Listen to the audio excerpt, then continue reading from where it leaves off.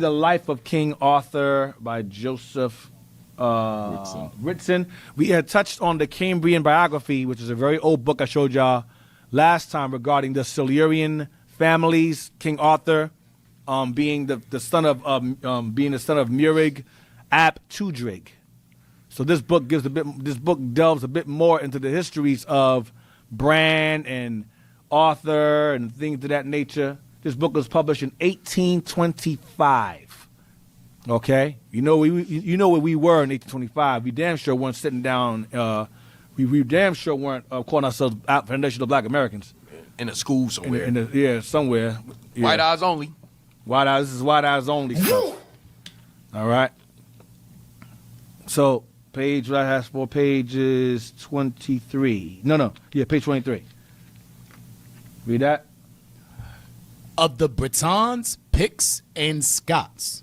About the year of the Vulgar era, 360, the Britons began to be harassed by two barbarous nations from the north and west, which, like devouring locusts, swarmed over the island and extended their depredations from beyond the Scottish Sea or Firth of Forth,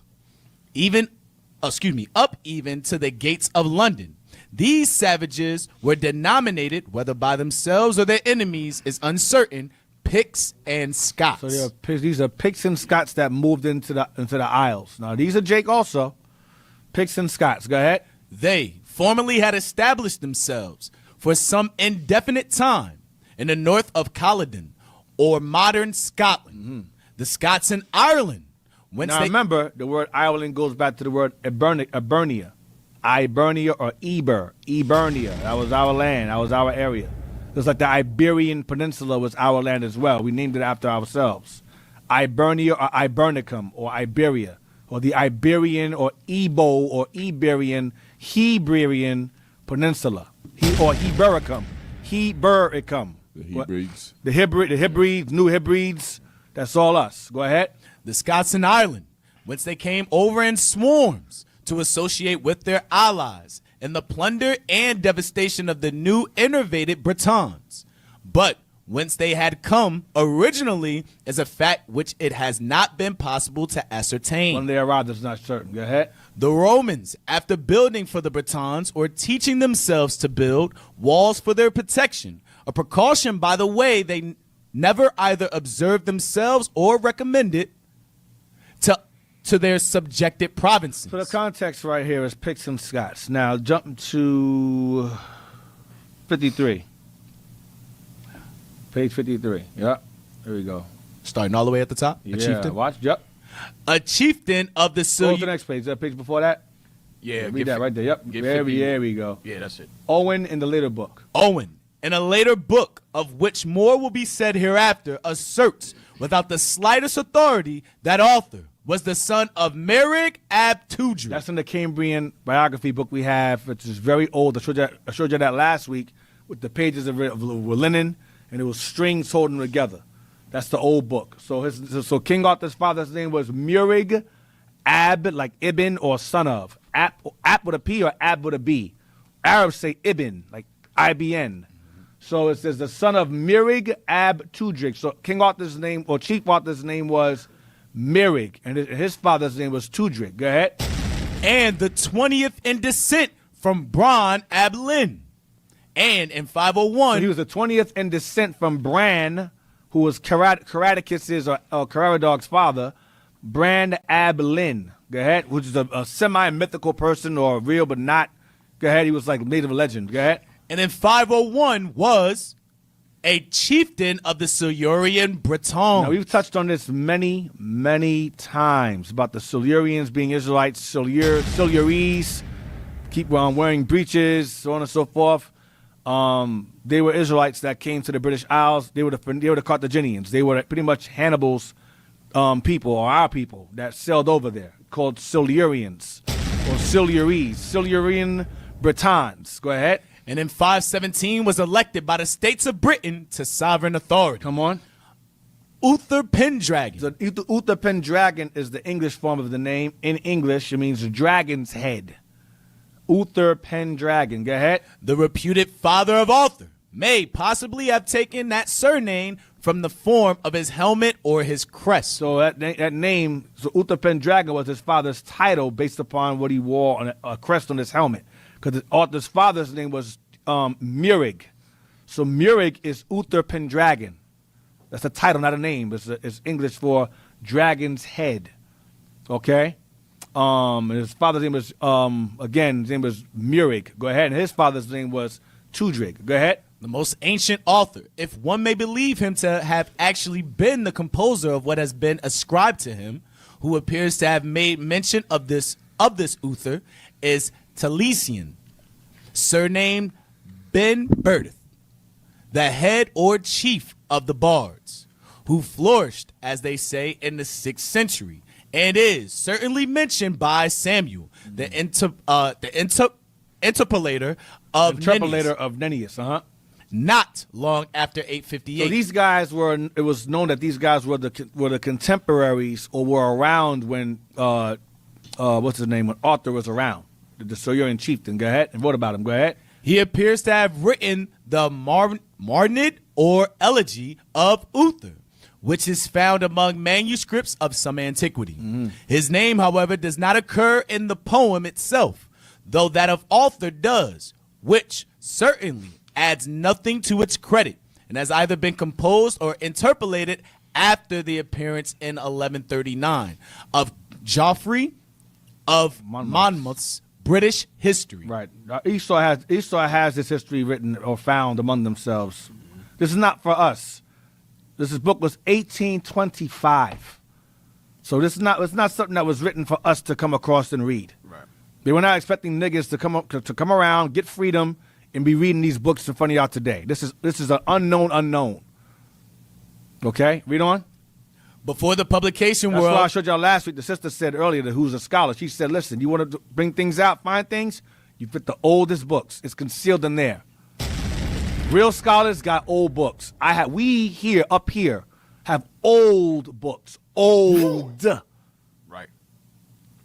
Okay, Captain Drill just found a book recently that goes back to 1640. I was like, damn. I know I have one at 1670. He got 1640.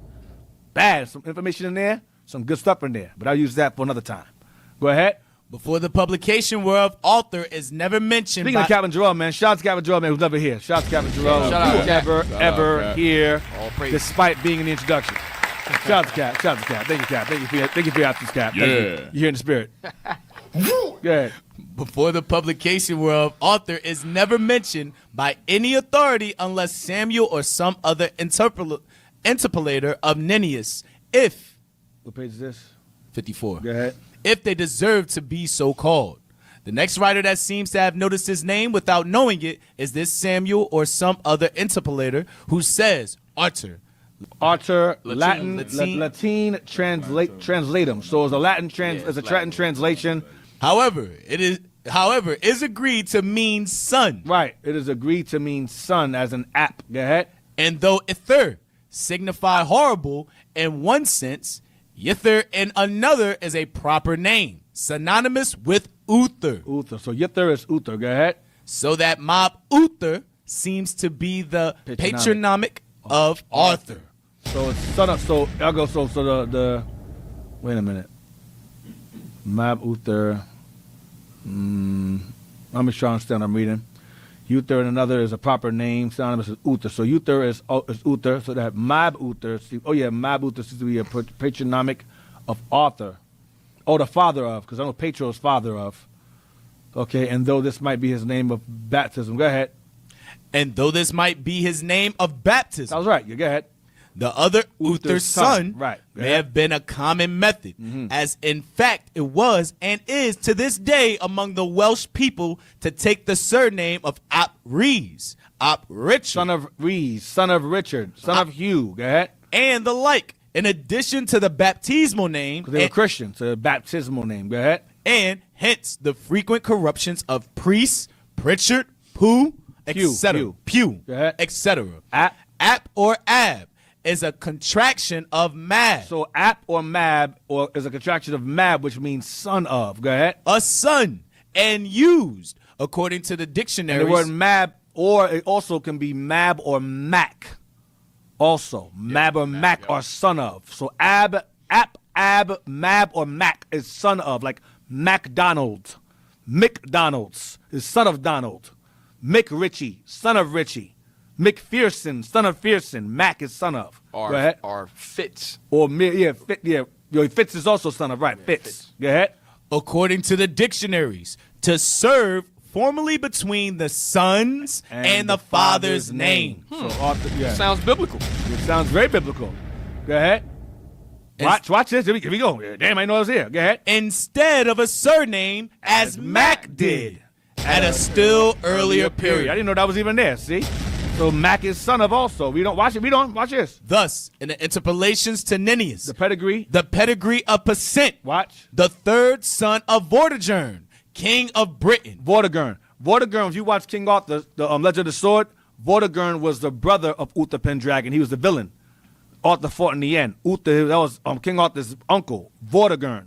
So the movie, these writers of these movies, they read these books and they pull from them and make them movies. So Vortigern was the king of Britain. And when you watch the movie King Arthur, excellent movie, by the way. Excellent. I watched it millions of times. It's downloaded in my phone. I watched it so many times. So King Arthur, Legend of the Sword. Excellent movie. And Vortigern is the villain of the movie. He became king of Britain. He became king of Britain. That's not Gabardon now. He became king of Britain when he conquered his brother Uther Pendragon, who was, there you go, Legend of the Sword. Excellent movie, man. That's check it out. You can check it out. Watch that thing, man. Biblical to its core. The sword Excalibur between them. You got Vortigern to the right. You got Arthur on the left. All right. Let's go out of there. Make that your business and watch that movie. I actually took a class using that movie. That's how bad it was. All right. So, let's see what page is that. That's all 155. Get me page 103. That, however, which is now called Glastonbury. So that, however, which is now called an area known today as Glastonbury. Go ahead. Was anciently called the Isle of Avalon. So Glastonbury was originally called the Isle of Avalon. I think Avalon's like paradise or heaven. Avalon, go ahead. I think. Go ahead. Or it means apples. I think it means apples or one of those two things. Apples. Y'all can fetch at me. I think it means apples, something like that. Avalon. Excuse me. Go ahead. For the whole island, as it were, is beset with marshes, whence it is called in British Innis. Innis. Go ahead. Innis. It's probably cut off. Apples, yeah. Apples, right? Yeah, that's right. Apples, yeah. Avalon means apples, right. Innis. Is there more? Next page. Innis Avalon. Okay. That is the apple-bearing island. Oh, there you go. I was right. Okay. Go ahead. For with apples, which in the British tongue are called aval. That place. Avalon. Right. Okay. That place formerly So abounded. basically it's Apollon, really. Go ahead.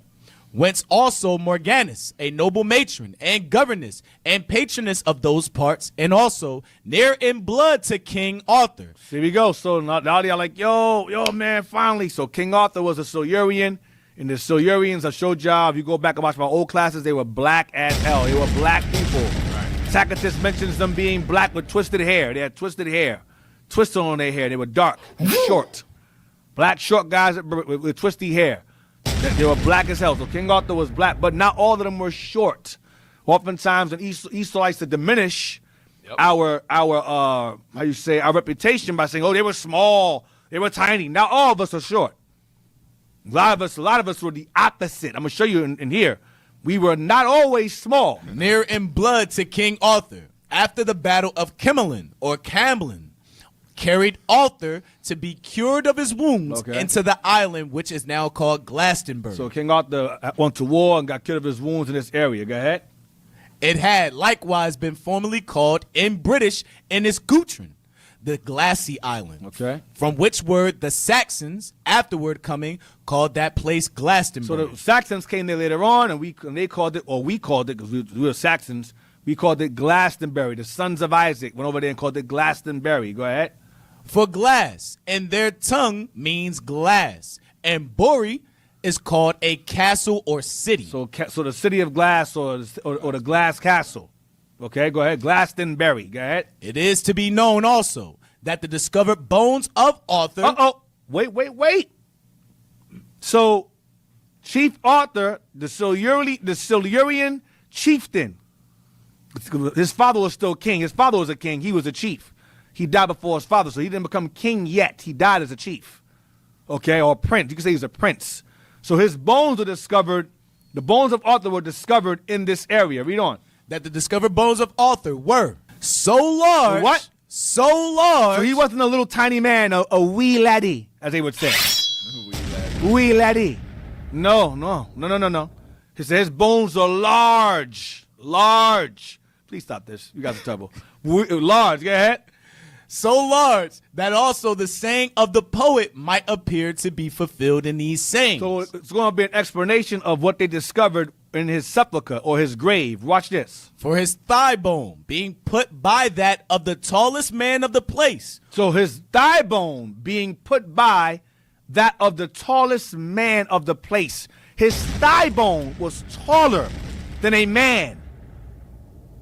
A tallest man of that place. Go ahead. Whom also the abbot showed to us. So they showed his bones. They exhumed his grave and they showed how big his bones were. Go ahead. And fixed to the earth, close by the foot of that man, it reached full 3 fingers beyond his knee. Go ahead. The bone also of his head, as if it were capacious and thick. Get a thick skull. Go ahead. To a prodigy or show.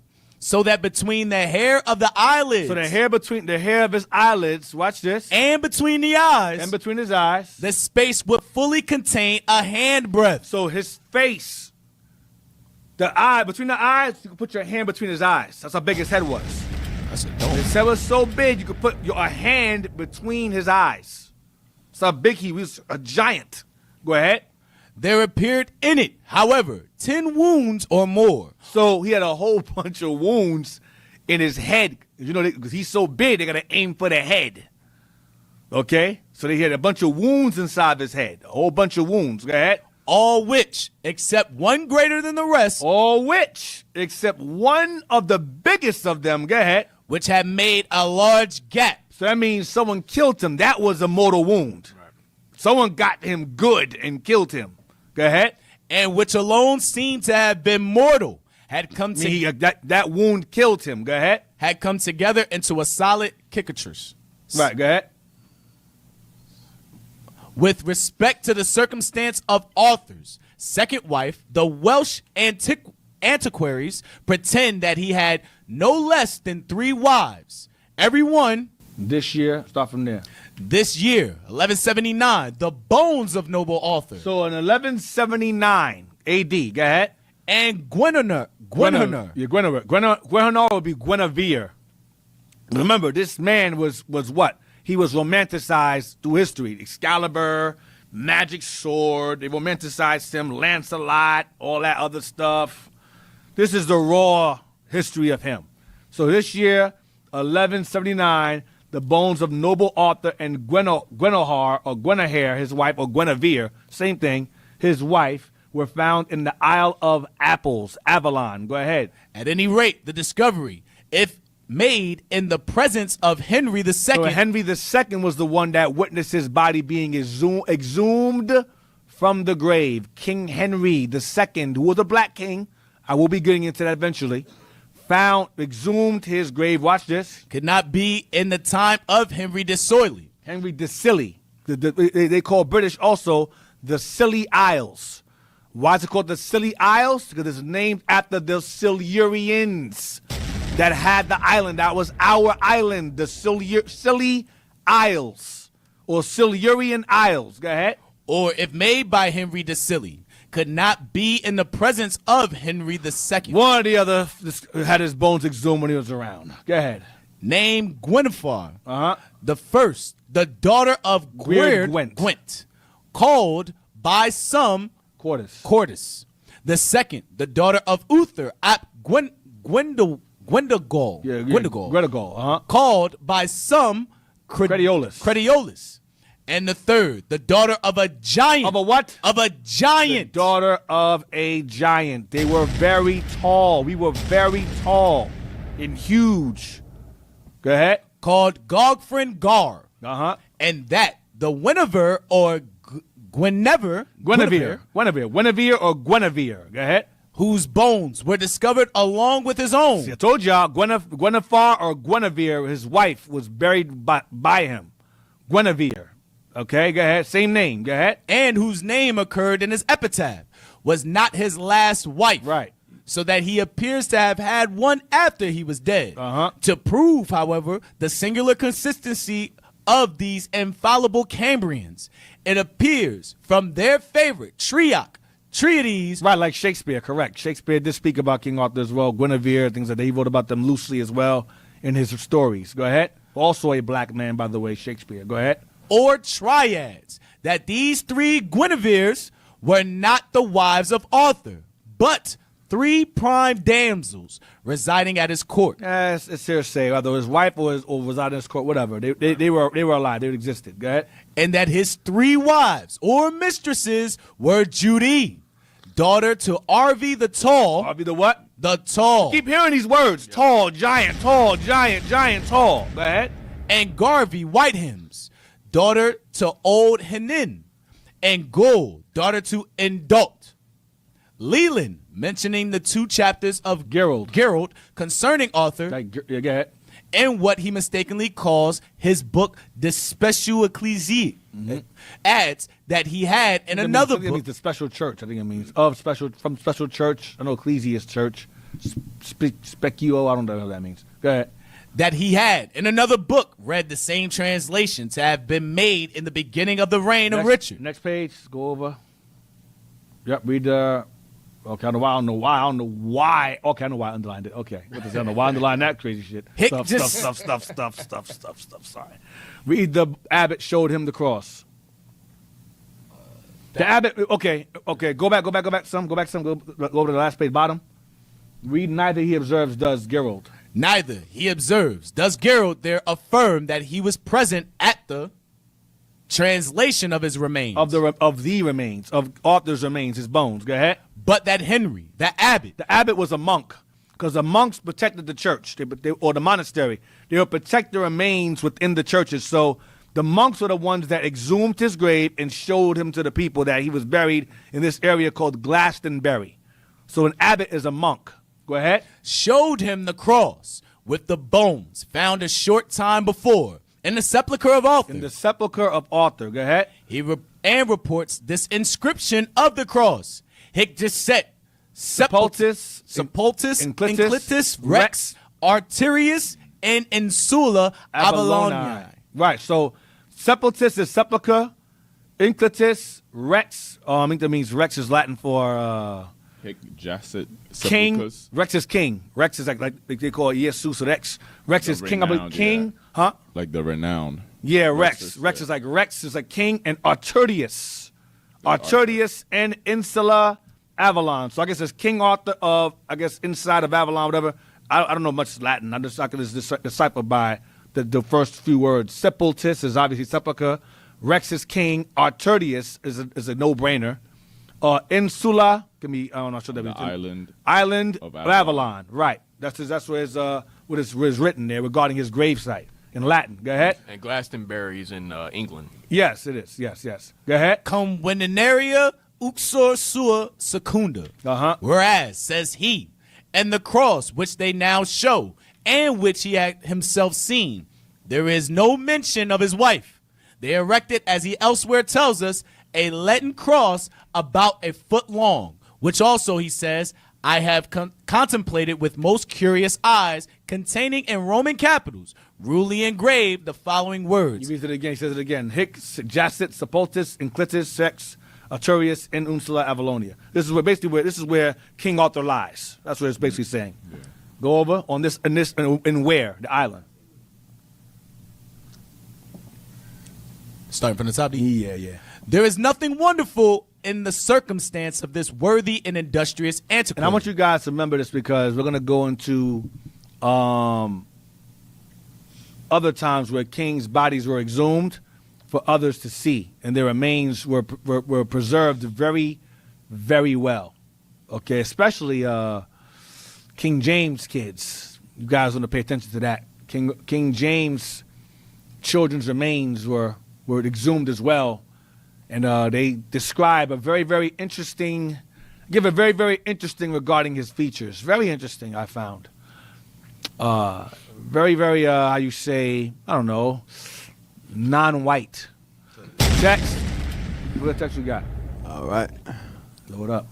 Says, Shalom Leadership. There's a series on Netflix called The Last Kingdom, and the main character's name is Uthridge. Oh, there you go. Yeah. Spelling might be wrong.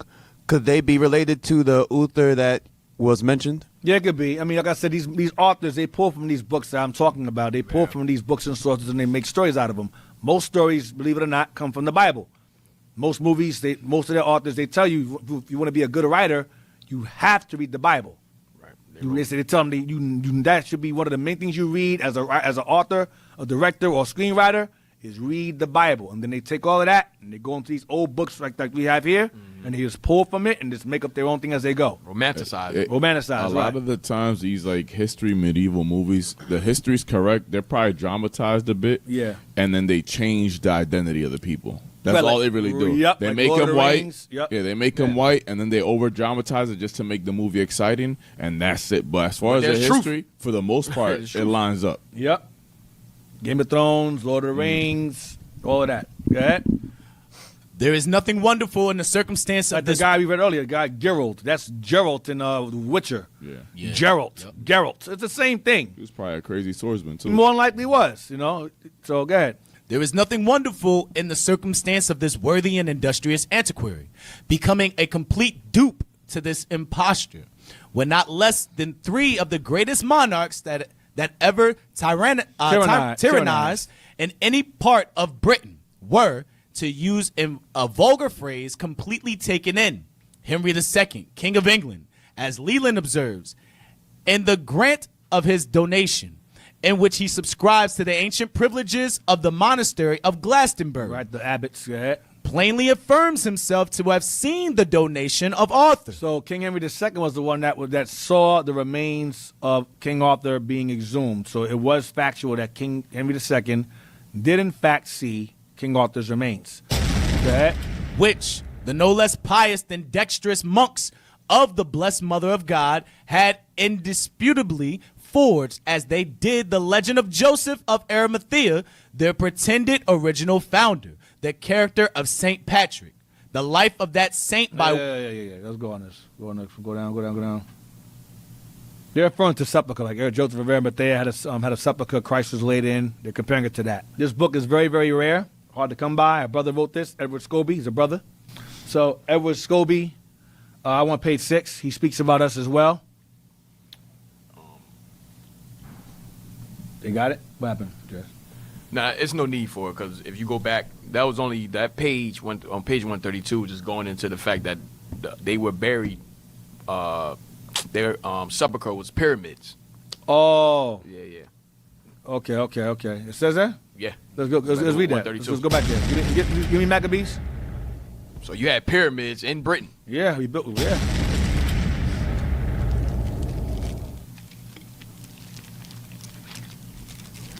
Read that. 130. That's 132, right? I omit to speak of Arthur, the famous king of the Bretons, in the cemetery of the monks of Glastonbury, between 2 pyramids, interred with his wife. So he is buried in pyramids in Britain. So the Silurians built pyramids as well. Give me that now. Yeah. Maccabees. Finding it right Just now. to show you, there's our people. Should be. First Maccabees, chapter 13, and verse 28. Moreover, he set up 7 pyramids. What? 7 pyramids, He set up 7 pyramids. Go ahead. one against another, Just like King Arthur and his wife. Go ahead. for his father For his father. and his mother and his 4 brethren. And one for him as well.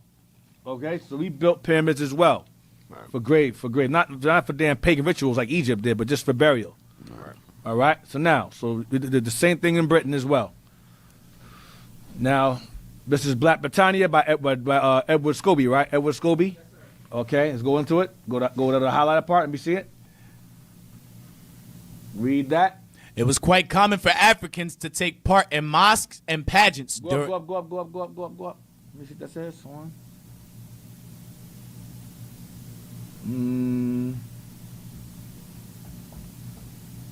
Go down. That's fine. Down to the yeah, out of that part. It was quite common for Africans to take part in mosques and pageants during that time, like the one called the Mosque of Blackness, a pageant of Ethiopia staged by Ben Jonson in 1605, We had pageants back then, 1605. Go ahead. in which Queen Anne, wife of James I, Queen Anne played, was a black woman. Queen Anne was a black woman. Queen of James I. Go ahead. and for which the ladies of the court blackened their faces. No. I'm bugging. Nope. She was a white woman. Queen Anne was King James' wife. Was a white woman. And she blackened her face because she was not black. She was a white. This is a white woman. Go ahead. Because Jump down. everyone that was a part. It says the mask of blackness because everyone at that pageant was black except her. So she had to do blackface. His wife. Go ahead. In Shakespeare's lifetime and after, blacks were very much in evidence in a particular show, London's colorful Lord Mayor's show. One black known as King of the Moors, Okay. mounted on a lion and preceded by other blacks bearing bars of gold, would lead the show. In 1680, a historian wrote, Yeah, black Moors walking around with bars of gold. Don't sound like slaves to me. Right. Go ahead. on the lion is mounted a young Negro. This is 1680, by the way.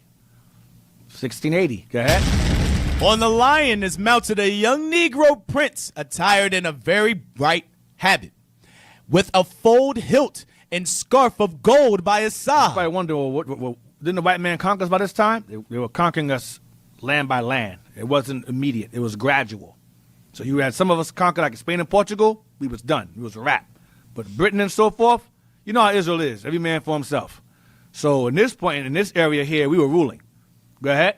With one hand, he holds a golden bridle, and the other St. George's banner, and representeth power. However, some anthropologists believe that black courtesans were not the first blacks to set foot in Britain. Some anthropologists believe what? That black courtesans were not the first blacks to set foot in Britain. So blacks were the first to set foot in Britain. Watch this. About the first arrivals there have been different claims. Go ahead. The late J.A. Rogers. The late J.A. So they reference each other. The late J.A. Rogers. We're going to get this book next. Go ahead. The Jamaican-born historian. Yes, he was. Go ahead. Watch. Basing his claims on the writings of Tacitus. Watch. Who mentions the dark complexion of the Silures. That's the people that King Arthur was the chief of. He was a Silurian. The dark complexion Tacitus, who wrote during the time of Rome, I believe. Yeah, Rome. He mentions the Silures in Britain being black. Go ahead. Or black Celts. So they were black Silures or Celts. We were there first. Go ahead. In majority. Go ahead. And the unusually curly hair. Woolly hair. That's what King Arthur was. A big, giant black man. Go ahead. Maintains that a black aboriginal race lived side by side with a white one in the British Isles in pre-Roman times. Yes, because Esau came later on. We were there first. Go ahead. Another claim comes from the British archaeologist and writer David McRitchie. Oh, whew, David McRitchie. We're gonna be in that book forever. That book is jam David packed. McRitchie is a lot. There's a lot in that book. David McRitchie. Go ahead. He declared that the Moors... What? He declared what? That the Moors... He declared that the Moors what? dominated Scotland. The Moors dominated Scotland. Bombs that. Go ahead. As late as the time of the Saxon kings.